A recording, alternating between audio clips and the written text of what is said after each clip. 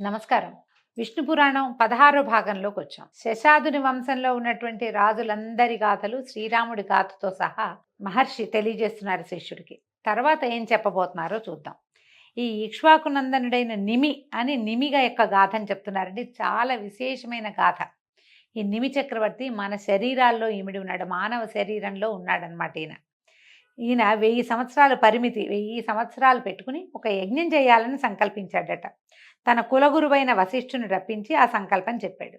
చెప్తే ఈయన ఏమన్నాడు వశిష్ఠుడు, రాజా, ఇంద్రుడు 500 సంవత్సరాల పాటు చేసే యజ్ఞం చేయడానికి నిశ్చయించుకుని నన్ను హోతగా నిశ్చయించాడు. నేను వెళ్ళాలి కదా, అది పూర్తయ్యాక వస్తాను, నీ యజ్ఞం చేయిస్తానని చెప్పాడు. నిమి ఒప్పుకున్నాడు. నిమి ఏమనలా, అతను నిశ్శబ్దంగా ఉన్నాడు, ఊరుకున్నాడు.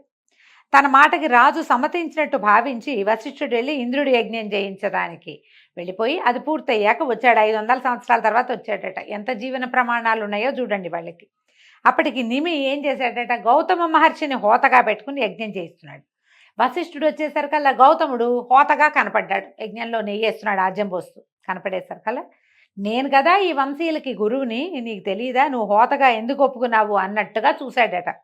చూసేసరికల్లా చూసి యజ్ఞశాలలో బాగా అలసిపోయి ఒక పక్కన పడుకుని నిద్రపోతున్నాడట నిమి చక్రవర్తిని. అతన్ని ఏమన్నాడు, నన్ను అలక్ష్యం చేసి ఇంకొకటితోటి యజ్ఞం చేసిన గురుద్రోహి, వీడు విదేహుడగుగాక, అంటే దేహం లేనివాడగుగాక అని శపించాడట. ఆ కేకకి రాజు లేచి కోపం వచ్చింది, నా ఎందు ఏమిటో తప్పు, అదేమిటో నిరూపించు, తప్పు నిరూపించి శపించు, నిరపరాధులైన శిష్యులను నిగ్రహించి శపించే గురువు ఎంత శాంతుడైనా అలాంటి గురుని ఎందు భక్తియుక్తులు విడిచి శిష్యుడు ఏం చేసినా సరే తప్పులేదు. నేను నిరపరాధిని, నేనేం చేశానో నా తప్పు నిరూపించి నువ్వు నన్ను ఏ మాటైనా అందుగాని, కాబట్టి నువ్వు కూడా విదేహుడివై నీచ వృత్తితోటి ప్రవర్తించు, నిన్ను ఇంత మాట అన్నావు కాబట్టి అని ప్రతిశాపం విడిచాడు. అయితే శరీరం విడిచేశాడు నిమి. వశిష్ఠుడు శరీరం విడిచి తన తేజస్సుని యోగ విద్యాబలంతో మిత్రావరుణుల యందు ఉంచాడట. అయితే ఏమైంది, కొన్నాళ్లకి ఊర్వశిని చూసి మోహించిన మిత్రావరుణుల తేజస్సు జారిపడి రూపం ధరించగా వశిష్ఠుడు పునః శరీర ధారణం జరిగింది. అతను మళ్ళీ జీవించేశాడట. నిమి శరీరాన్ని వీళ్ళు ఏం చేశారు, గౌతమాది మునులు నూనెతో గంధంతో పాకం చేసి ఆరంభించిన యజ్ఞాన్ని పూర్తి చేశారు. అయితే ఈ యజ్ఞ భాగాలు తీసుకోవడానికి వచ్చిన దేవతలు సంతృప్తులయ్యి రాజు ఎక్కడా అని అడిగి జరిగింది తెలిసి తిరిగి శరీరం ఇవ్వడానికి ప్రయత్నం చేశారు. వాళ్ళకి కనిపించక అక్కడక్కడే తిరుగుతున్నటువంటి నిమి ఏమన్నాడంటే, సుర్లారా, నాకు ఆ శరీరం వద్దు, అది దుఃఖానికి మూలము, ఎలాంటి దుఃఖానికైనా కారణం శరీరమే, రోగాలకి, భ్రాంతికి, అశాంతికి, అజ్ఞానానికి ఆలవాలమే శరీరము. అలాంటి శరీరంతో మునుపు నేను అనుభవించిన దుఃఖాలన్నీ చాలు, నాకు శరీరం వద్దు, నా కోరిక తీర్చండి. అందరూ ఆదరించేటట్టుగా లోకుల కన్నులలో ఒక రూపంలో ఉండి సమస్త వస్తువుల్ని చూసేలాగా మీరంతా ఏకవాక్కుగా నాకు ఒక్క వరాన్ని మాత్రం ఇవ్వండి అని అడిగేసరికల్లా అప్పుడు ఇంద్రాదులు తథాస్తు అని ఆకాశానికి దివికి వెళ్ళిపోయారట. అప్పటి నుంచి ఈయన నిమి అందరి కళ్ళల్లోనూ అంటే జీవుల యొక్క నేత్రాలలో ఉండటం మొదలుపెట్టాడు. మనం కన్ను మూయటం, తెరవటం, ప్రతి వస్తువుని పరిశీలించడం అనేది వాళ్ళ కళ్ళల్లో నిమి ఇమిడి ఉండటం వల్ల జరిగింది. అందుకని మనం నిమేషము అంటాం. దేవతలు అనిమేషులండి, వాళ్ళకి రెప్పపాటు ఉండదు, ప్రాణులకే ఉంటుంది. మనకే భూలోకంలో పుట్టిన వాళ్ళకి, మనలో కూడా రెప్పపాటు లేనిది ఉంది, చేపకి రెప్పపాటు ఉండదు, మిగిలిన అందరూ రెప్పలారుస్తాం కదా, ఆ చూసేటువంటి దాన్ని నిమేషము అంటారు, రెప్పపాటుని. అతను నిమి ఆ రూపంలో ఉంటాడట. అయితే ఏమైంది, ఈ లోకల్ నిమి శాపం వల్ల విదేహుడు అవటం వల్ల విదేహుడని కూడా చెప్పబడేవాడట. రాజు లేని రాష్ట్రంలో ప్రజలకి ఏవో ఒక బాధలు కలుగుతాయని ఆలోచించి ఈ గౌతమాది మహాశైలి మునులు వీళ్ళంతా ఆయన యజ్ఞం చేశారు కదా, గౌతముడు తదితరులు ఆయన గ్రూప్ అంతా, వాళ్ళు ఏం చేశారు, నిమి కుడి భుజాన్ని మదించేశారు కల్లా అతని భుజంలో ఇంచి ఒక శిశువు పుట్టేట. శరీరాన్ని ఏం చేశారు వాళ్ళు, గంధము నూనె అవి రాసి అట్టబెట్టారు, తైలపాకం చేసి పెట్టారు. అందులో ఆయన భుజాన్ని బాగా మతిస్తే అందులోంచి ఒక శిశువు పుట్టాడట. అతనికి జనకుడు అని పేరు పెట్టారు. అయితే ఆ జనకుడికి పట్టం కట్టారు. ఆ జనకుడు ఏలుబడిలో ఉన్న దేహానికి విదేహ అని వచ్చింది. అందుకే మనం సీతాదేవిని విదేహ ప్రాంతానికి చెందిన రాకుమారి కాబట్టి వైదేహి అంట, తెలిసిందే కదా విదేహ మనకి. అయితే జనకుని కుమారుడు మిథిలుడు. ఈ రాజు నివసించడం వల్ల మిథిల అనే ప్రాంతం వచ్చింది. అందుకే సీతాదేవిని మైథిలి అంటాం. మిథిలా నగరానికి చెందినటువంటి రాజకుమార్తె కాబట్టి మిథిలా నగరానికే రాముల వారు వెళ్ళాడు. అయితే మిథులుని వంశం క్రమంగా పెరిగిందట. వాళ్ళలో శీరధ్వజుడు అనేవాడికి చాలా కాలం సంతానం లేదట. అతను పుత్రకామేష్టి చేయాలని సంకల్పించి దానికి తగిన స్థలం నిర్ణయించి దున్నిస్తుంటే నాగేటి చాలులో ఒక శిశువు దర్శనమిచ్చింది. ఆ శిశువు మహాలక్ష్మి అంశ. ఆ నాగేటి చాలునే సీత అంటారు. కాబట్టి ఆమె దాని నుంచి పుట్టింది కాబట్టి ఆ బిడ్డకి శీరధ్వజుడు సీత అని పేరు పెట్టాడు. ఈ రాజుకే ప్రసిద్ధమైన నామం జనకుడు. అదే అతను అందుకని జనక మహారాజు కూతురు కాబట్టి జానకి అంటాం సీతాదేవిని. అయితే ఆ వంశంలో వాళ్ళందరికీ కూడా జనకుడు అనేది వాళ్ళ గౌరవ నామధేయంగా ఉంటుంది. చాలా విశేషమైన వంశం వాళ్ళది. ఈ జనకుని కుమారుడు కుశధ్వజుడు అసాధారణ బలపరాక్రమాలు కలిగినవాడు. కాశీనగరాధిపతి అయి పట్టం కట్టుకుని ఉండేవాడు. క్రమంగా కుశధ్వజునికి ప్రపౌత్రులతోటి వంశాభివృద్ధి కలిగింది.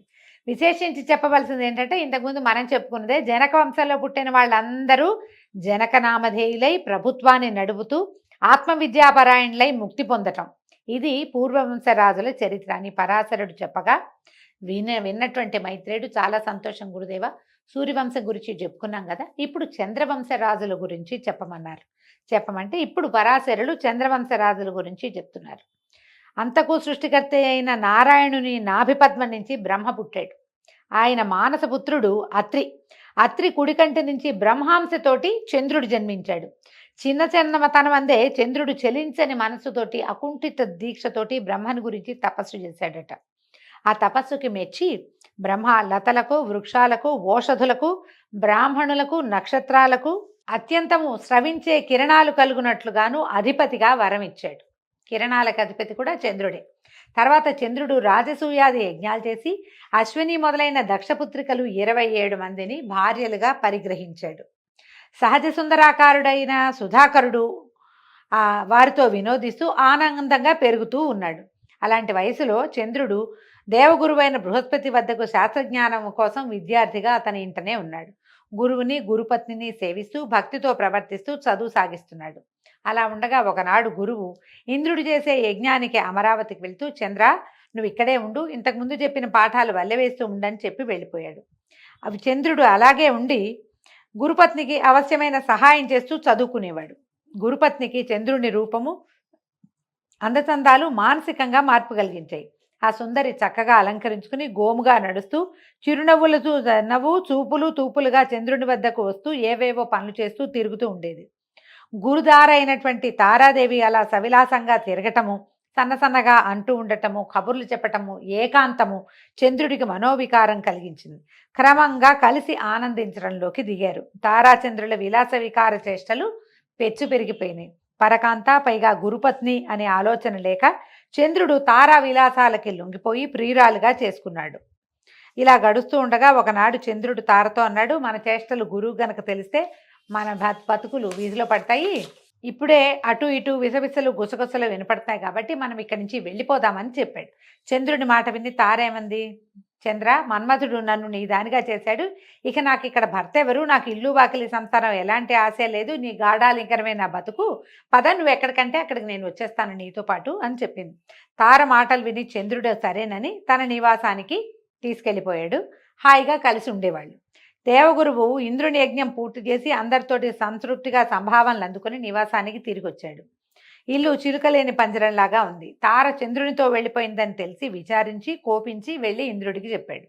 ఇంద్రుడు ఆశ్చర్యాగ్రహాలకు లోనే కొంతసేపు ఆలోచించి మునులందరినీ పిలిచాడు. చంద్రుని నీచకార్యం వారికి చెప్పి వెళ్ళండి, నయావన భయాన ఒప్పించి తారని అప్పగించేట్టు చేయండి, కాదంటాడా కోపించి అదిలించి అయినా సరే తారని తీసుకురండి అని పంపించాడట. మునులు చంద్రుడి వద్దకెళ్ళి తగిన సత్కారం సంభాషణలు అయ్యాక నిష్ఠూరంగా బోధించారు. రోహిణీ వల్లభ, ఎప్పటికప్పుడు శృంగార విలాసాలను, కువలయానందాన్ని కలిగించే చల్లని గుణాలను, సమయానుసారంగా దేవతలకు మేలు కలిగించే సద్బుద్ధి, గురువునందు ఉండవలసినటువంటి భక్తి విడిచి గురుదార అయిన తారని ఎత్తుకురావడం పాపకార్యం కదా. నువ్వు చేసిన ఈ తప్పుడు పనికి ఇంద్రాదులు నీపై కోపమనస్కులుగా ఉన్నారు. ఎందుకు ఈ రగడ, తారని విడిచిపెట్టు, ఈ లోకంలో నీకు వచ్చినటువంటి అపకీర్తిని బాపుకో అని చెప్పేసరికల్లా చంద్రుడు తిరగబడ్డాడు. ఇప్పుడు తన మంత్రి యొక్క భార్యను తీసుకొచ్చానని నన్ను నిందిస్తాడా? తను అట్లాంటి పనులు చేయలేదా? గౌతమ మహర్షి భార్య కోసం ఆశపడి తను కోడికోత కోసి మునిని మోసగించి ఆయన భార్యతోటి కలిసినవాడు. చివరికి ముని శాపానికి గురి ముడుచుకుపోయిన శరీరంతో ఇల్లు చేరాడు. నాకు బుద్ధి చెప్తాడా? వెళ్ళండి వెళ్ళండి, అతని చేష్టలను ఎవరికి తెలీదు, నేను తారని విడిచేదే లేదని మొండికెత్తేశాడు. దాంతో మునులు మొహమాటపడి ఇంకేం చేయాలో తెలియక చంద్రుడితో చెప్పారు. చెప్పేసరికల్లా ఇంద్రుడు కోపగించి వాళ్ళలో వాళ్ళు శపించుకోలేదండి. దేవగణాలతోటి బృహస్పతితో కలిసి వెళ్ళి సత్యలోకానికి వెళ్ళి ఈ తారా శశాంక వృత్తాంతం అంతా బ్రహ్మదేవుడికి తెలియజేశారు.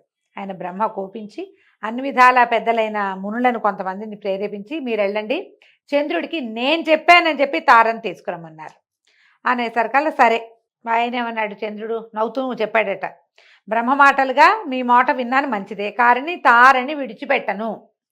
సాధించాలని అంతా కలిసి పోరాటాన్ని దిగుతారా? ఏం చేస్తారో చేయండి, చూస్తానన్నాడు. అమ్మాయిని మాత్రం తారాదేవిని మాత్రం విడిచిపెట్టనన్నాడు. బ్రహ్మ దగ్గరికి వెళ్ళారు. వెళ్ళేసరికల్లా ఇప్పుడు వీడిని ఏం చేయాలి అనేది బ్రహ్మ కూడా తెలియలా, కాలానికి వదిలిపెడదామని ఊరుకున్నారు. ఇప్పుడు ఏం చేశారు, అంగిరసాదులు మునులు ఆలోచించుకుని ఇంద్రుణ్ణి బృహస్పతిని ముందుంచుకుని కైలాసానికి వెళ్ళారట. చంద్రుడు చేసిన దుశ్చర్య, తార యొక్క దుష్ప్రవర్తన పరమేశ్వరుడికి చెప్పారు. చెప్పేసరికల్లా ఆయన ఏం చేశాడట, ఆగ్రహోదగ్రుడై దేవసైన్యంతో చంద్రుడి మీద దాడికి వెళ్ళాడు. శంకరుని రాక తెలిసిన చంద్రుడు రోషభీషణాకారుడై తన సైన్యాన్ని కూడా సమకూర్చుకుని ఎదిరించాడు. యుద్ధం చేశారు. అయితే శుక్రుడు గురువుకి శత్రువు కనుక శుంభాది రాక్షసులను వారి వారి సైన్యంతో చంద్రుడికి తోడుగా పంపాడు. చంద్రుడు మరింత బలము ఉత్సాహము కలవాడే శంకరునితో పోరాడుతున్న సమయంలో బ్రహ్మ వచ్చి యుద్ధాన్ని ఆపి చంద్రుడిని దూరంగా తీసుకెళ్లి బాగా గట్టిగా కేకలేసి కొన్ని చల్లచల్లగా మాటలు కూడా మాట్లాడి నచ్చజెప్పి ఒప్పించి ఈ తారని తీసుకొచ్చి గురువుకు అప్పచెప్పాడు. శివుడు శాంతించి బ్రహ్మాన్ని ప్రశంసించి ఆయన దారిని ఆయన వెళ్ళిపోయాడు. కానీ అప్పటికే తార గర్భవతిగా ఉంది. బృహస్పతి గ్రహించి నీ గర్భాన ఉన్న శిశువు నా వల్ల కలిగిన వాడు కాదు, కాబట్టి వీడిని ప్రసవించి విడిచిపెట్టి రమ్మని చెప్పాడట. ఈమె ఒక తోటలో శిశువుని ప్రసవించి పిల్లవాడిని అక్కడే వదిలిపెట్టి వచ్చింది. ఆ శిశువు దివ్యతేజో విలాసుడే మోహనాకారంతో ఉన్నాడు. వాడిని చూసిన తర్వాత పిల్లవాడిని చూసేసరికల్లా గురువు కూడా బృహస్పతికి కూడా వాడు తనకే కావాలనిపించిందట. కావాలనిపించేసరికల్లా వీళ్ళు ఇద్దరు, ఈ కుమారుడు నావాడంటే నా భార్యకు పుట్టాడు కాబట్టి నావాడని గురువు, నా వల్ల కలిగాడని చంద్రుడు ఇద్దరు పోరాడుకున్నారు. వీళ్ళంతా ఏం చేశారు, తారాదేవిని తీసుకెళ్ళి అడిగారు, అమ్మాయి శిశువు ఎవరి వల్ల కలిగాడు ఏమిటి అని అడిగితే ఆవిడ చెప్పలేదట. అప్పుడు బ్రహ్మదేవుడు వచ్చి సందేహించకుండా ఇతను ఎవరి శిశువో చెప్పమంటే ఆవిడ ఇతను చంద్ర శిశువే అని చెప్పంగానే ఏం చేశాడు బ్రహ్మదేవుడు, శుక్రుడిని ఒప్పించాడు. శుక్రుడు కాదు, మన బృహస్పతిని ఒప్పించాడు. ఇతని కుమారుడు కాదు, ఆ అమ్మాయి ఒప్పుకుంది కాబట్టి నువ్వు నీ భార్యను తీసుకుని వెళ్ళిపో, శిశువుని చంద్రుడే తీసుకుంటాడని చెప్పారు. చంద్రుడు ఏం చేశాడు, ఈ శిశువుని ఆదరంగా ఎత్తుకుని ముద్దు పెట్టుకుంటూ ముద్దులాడుకుంటూ కుమారుడిని తీసుకెళ్ళి తనకి అత్యంత ప్రియతమ భార్య అయిన రోహిణికి అప్పచెప్పాడట. ఆమె ఆ బుధుడు అని పేరు పెట్టి ఆ పిల్లవాడిని లాలించి పెంచింది. బుధుడు పెరిగి పెద్దవాడై తపస్సు చేసి అధిక తేజోమూర్తి అయి గ్రహమండలిలో ఒకడుగా ఉన్నాడు. మనుపుత్రి అయిన ఇళయందు కుమారుణ్ణి కన్నాడు. ఇతని ఆ బిడ్డ పేరే పురూరవుడు. ఇంతకుముందు మనం ఇళాదేవి కథ చెప్పుకున్నాం. ఆ ఇళ కథలో పురూరవుడు ఈ బుధుడు, చంద్రుని తారాచంద్రుల సంతానమైన బుధుడే పురూరవుని యొక్క తండ్రి. పురూరవుడు ఆదిశేషుని, ఆది వరాహాన్ని, అష్టదిగజాలను భూభారం వహించడం విషయంలో తక్కువ చేస్తాడు. అంటే అంత భూభారాన్ని వహించాడు, అంత గొప్ప రాజుగా ఉన్నాడట. దానంలో కల్పవృక్షాలను చింతామణిని సిగ్గుపడేలాగా చేస్తాడు. అందచందాల్లో జయంతుణ్ణి, మన్మధుణ్ణి, చంద్రుణ్ణి కూడా కించపరచగలడు. ధైర్యంలో మేరుమందర పర్వతాలను నగుబాటు చేస్తాడు. సప్తద్వీపాలను తన ఆజ్ఞలో ఉంచుకుని తన చరిత్రని భావితరాలకి ఆదర్శంగా చేస్తూ భూపరిపాలన చేస్తూ ఉన్నాడు. ఇప్పుడు పురూరవ చక్రవర్తి సంతానం గురించి వస్తుంది. ఒకనాడు ఉద్యానవనంలో విహరిస్తూ ఒక గున్నమావిడి చెట్టు కింద విశ్రాంతిగా కూర్చునుండగా ఒకంతసేపటికి చెలికత్తెలతోటి ఆ ప్రాంతానికి వన విహారానికి, భూలోక విహారానికి వచ్చినటువంటి దేవవేసి అయినటువంటి ఊర్వశి, ఈవిడ ఎలాగా నరనారాయణులలో నారాయణుని తొడ నుంచి జన్మించింది. పూర్తిగా రంభాది మేనక లాంటి వారిది కాదనమాట, ప్రత్యేకమైన జన్మ కలిగింది. ఆమె సవిలాసంగా చూస్తూ ఉండగా ఈ పురూరవుడు ఆమెను చూశాడు. పద్మాక్షి, నువ్వెవరు? దివ్యస్ఫూర్తితో ఉన్నాయి నీ రూపురేఖలు, నీ తేరు చూస్తే ఒక ప్రత్యేకమైన విలాసం కనపడుతోందంటే ఈవిడ ఈ పురూరవుని అందచందాలకి మెచ్చి, రాజా నా పేరు ఊర్వశి, దేవకాంతని, కొన్నాళ్ళు భూమి మీద ఉండవలసి వచ్చింది, ఇలా వచ్చాను, నీకోసమే వచ్చానని చెప్పింది. ఈ ఊర్వశి మాటలు విన్నటువంటి పురూరవుడు కూడా పరవశుడైపోయి నన్ను ఆనందపరచు, నన్ను ప్రేమించు, నాతోటి ఉండు, నన్ను వివాహం చేసుకోమని ఆమెను అడిగాడు. అడిగేసరికల్లా ఈవిడ ఏమంది, అలాగే తప్పకుండా ఉంటాను, నా దగ్గర 2 గొర్రె పిల్లలు ఉన్నాయి, వీటిని రెండింటినీ నువ్వు కాపాడాలి, నీ వల్ల వాటికి ఏ అపాయము రాకూడదు. తర్వాత నువ్వు దిగంబరుడివై నా కంట పడకూడదు. ఆ సమయంలోనే నేను నిన్ను వదిలిపెట్టి వెళ్తా, లేకపోతే నేను నీతోటే ఉంటాను. నాకేమో ఆహారం నెయ్యి, నేను నెయ్యే తింటా, ఇంకేమీ తినదట ఊర్వశి. దానికి లోపం రాకూడదు, ఇవి నా ప్రమాణ వాక్కులు అని చెప్పింది. చెప్పేసరికి పురూరవుడు నీ మాట దాటకుండా ప్రవర్తిస్తా అని మాట ఇచ్చి ఊర్వశిని చేరదీసుకున్నాడు. ఇద్దరూ ఒకటై భోగానుభవంతో పరమానందమూర్తులుగా ఉండేవాళ్ళు. ఊర్వశి సురలోకం విడిచి నరలోకంలో ఉండటం వల్ల దేవలోకంలో కొంత భోగభాగ్యాలకి కొంచెం తక్కువైతే విశ్వావసుడు అనేటువంటి గంధర్వుడు ఆలోచించి వాళ్ళకి ఎడబాటు కలిగించడం కోసం ఒకనాటి రాత్రి వాళ్ళు ఏకాంత స్థలంలో ఉండగా ఒక గొర్రెని ఎత్తుకుపోయాడట. అయితే ఈ గొర్రె ఏం చేసింది, అవి వెళ్తున్న గొర్రెపిల్ల పైనుంచి వినేవాళ్ళకి విసుగు పుట్టేలాగా అరవటం మొదలుపెట్టిందట. ఎప్పుడైతే ఈ గొర్రెపిల్ల దీనంగా అరవటం మొదలుపెట్టిందో ఈ ఊర్వశి ఏమందట, ఎవడో దొంగ నా గొర్రెని ఎత్తుకుపోయాడు, వెళ్ళి తీసుకురా అని పదే చెప్పిందట. పురూరవుడు ఆమె మాట వినిపించుకోలేదట. అయితే ఇంతలో ఏమైంది, ఆయన వివస్త్రుడిగా ఉన్నాడు. అర్ధరాత్రి సమయం. వెళ్తే ఈమె నన్ను చూస్తుందేమోనని భయపడి గబుక్కున వెళ్తే ఈమెకి నేను కనపడతానేమో దిగంబరంగా అని ఆయన వెళ్ళలేదట. అయితే ఇంతలో ఏం చేశాడట, ఆ విశ్వావసుకి ఇంకొక గంధర్వుడు సాయం వచ్చి ఆ రెండో గుర్రెని కూడా ఎత్తుకుపోయాడు. అది ఇంకా విచార సూచకంగా అరవటం మొదలుపెట్టింది. దాంతో ఊర్వశి కోపించి, ఓ రాజా, నా కొడుకుల్ని దుర్మార్గులు ఎత్తుకుపోతుంటే అరిచిన అరుపులు వినపడ్డలేదా నీకు? కదలకుండా మెదలకుండా కూర్చున్నావు. ఇది నీచుల పని, నిన్ను కలిసి అనాథనయ్యాను, నీ వల్ల చూడు నా జీవితం ఇటు అయిపోయింది. ప్రాణానికి ఒక ఎత్తుగా పెంచుకున్న గొర్రె పిల్లల్ని ఎవరో ఎత్తుకుపోతుంటే దాన్ని రక్షించలేని పురుషుడు నాతో ఉండటం ఏమిటి అని ఆవిడ నానా తిట్టేసరికి దాంతో ఈ పరుషవాకలకి కోపించినటువంటి ఈ పురూరవుడు నిద్ర మంచం మీద నుంచే ఒంటి మీద కట్టుబట్టలేదన్న ధ్యాస లేకుండా కోపంతో లేచాడు. మంచానికి పక్కన నిలబెట్టి ఉన్న తన ఖడ్గాన్ని పుచ్చుకుని పరిగెత్తపోయేసరికల్లా ఎట్లాగో ఏమనుకున్నాడు, ఇది చీకటి మాటున ఊర్వశి తనని చూడదని నమ్మాడు. దీపం ఆర్పేశాడట. ఆయన చీకట్లో పరిగెత్తేసరికల్లా గంధర్వులు రాజు ఐడియా తెలుసుకుని ఆయన దీపం ఆర్పేశాడు. ఊర్వశి ఈయన్ని దిగంబరంగా చూడదని మెరుపులు పుట్టించారట ఆకాశంలో.